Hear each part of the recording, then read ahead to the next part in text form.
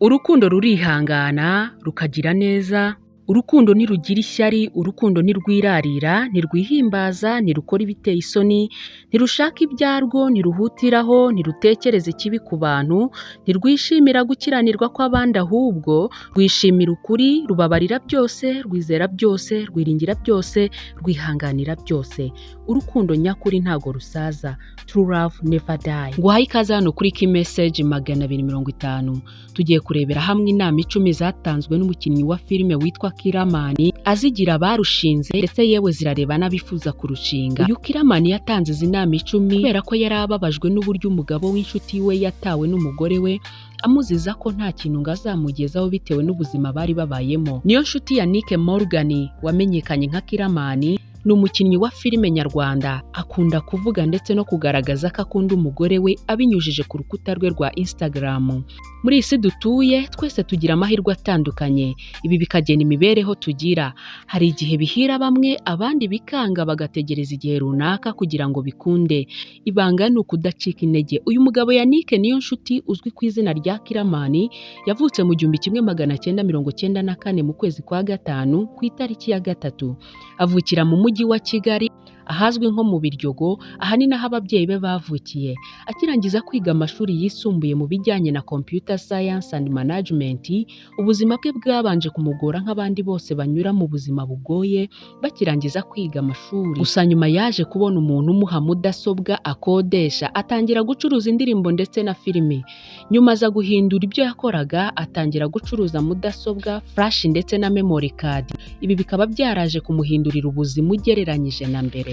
Mu mwaka wa 2015 yaje gushaka umugore witwa Umuhoza Chemsa, ndetse nyuma y'umwaka baza kwibaruka imfura yabo. Kimara kuzana umugore, ubuzima bwatangiye kumugora ndetse buragorana cyane. Ibi byaje gutuma afata icyemezo cyo kohereza umugore wabo, maze wakomeza gushakisha ubuzima ngo arebe ko bwakomeza. Umugore we yabaye igihe kinini muri Uganda kugeza mu mwaka wa 2019 ubwo yagarukaga mu Rwanda batari kumwe mu rwego rwo gushakisha ubuzima. Umugore we yabaga muri iriya nzu wenyine, ndetse mu myaka yose yabaye muri iriya nzu nta munsi n'umwe yigeze arya kabiri ku munsi. Urumva ko ubuzima bwari bugoye.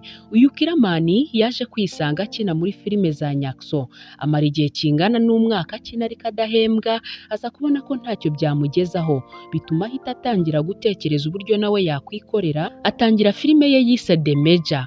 Aha ni naho ubuzima bwe bwatangiye guhinduka, bituma agarura umugore we bongera kubana.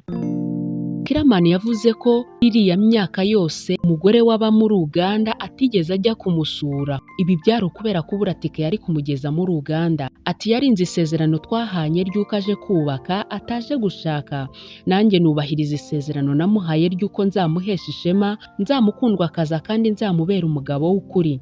Abinyujije ku rukuta rwe rwa Instagram, Kiramani Meje yagize ubutumwa atanga agira ati: "Nshuti zanjye kandi mpoza ku mutima, iyo mfashe uyu mwanya si uko mba nshatse kukuratira ibyo nagezeho, ahubwo nuko mba ngira ngo nkwereke ko iyo wizeye usubizwa." Yagize ati "Nta kuri Imana itakura umuntu." Yatanze inama 10 azigira abubatsi ingo, ariko nanone n'abifuza kurushinga zirabareba.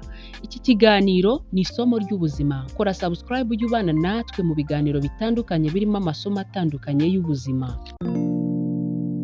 Inama ya mbere yatanze yagize ati mukundane nta buryarya. Iya kabiri ati mwubahane.